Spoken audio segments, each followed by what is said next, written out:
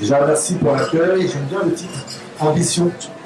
Ambition, le magazine qui change le monde.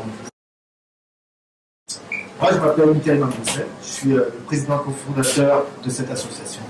On intervient dans tout ce qui est sport et activité physique adaptée et santé. Mais voilà, le but du jeu, c'est de rendre tout public, donc des personnes en situation de handicap ou non, autonomes en utilisant le sport. On intervient beaucoup sur le fait de savoir vivre, faire et être enfant. Dans les différentes structures médico-sociales dans lesquelles on intervient, c'est de faire en sorte que chaque personne puisse progresser selon ses propres capacités et incapacités. Le sport, l'activité physique n'était pas accessible à tous sur Paris et l'Île-de-France.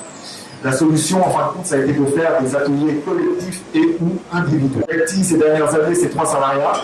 C'est des services civiques, toujours dans cette dynamique, j'en reviens, mais c'est récurrent de savoir vivre, faire et être ensemble. Grâce à un parcours en 5 étapes.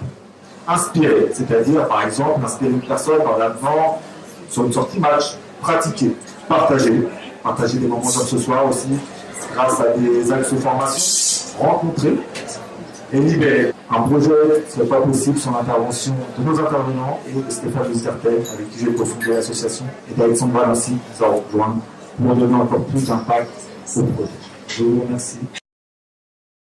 Le 13 novembre 2016, je me suis lancée sur les routes de France pour donner la parole aux jeunes de 18 à 30 ans, que j'en avais un peu marre des préjugés sur la jeunesse française. Chaque semaine, je changeais de ville et je faisais un apéro politique. Dans chaque ville, je rencontrais 3 à 4 jeunes, 18 à 30 ans.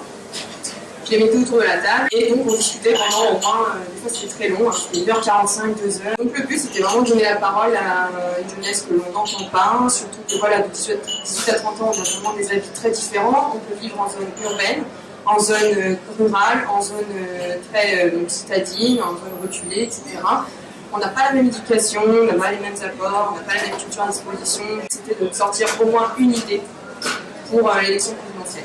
On a même décidé de faire un livre, un petit livre de toutes les idées qu'il avait recueillies, qu'on a envoyé à tous les candidats à la présidentielle, et aucun ne nous a répondu. Ça, c'était partie du journalisme qu'on a envie de faire, des jeunes journalistes qui sont vraiment qui ont pleine conviction.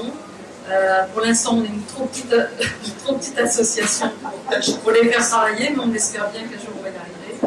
Et puis, ce qu'on voulait vous dire, c'est que ce magazine papier, pour nous, c'est une récompense d'un an de travail. Et puis surtout, moi, je dis toujours, quand on écrit des papiers, qu'on rencontre les gens, quand on fait un objet, et ben voilà, on a notre récompense. Donc, merci beaucoup.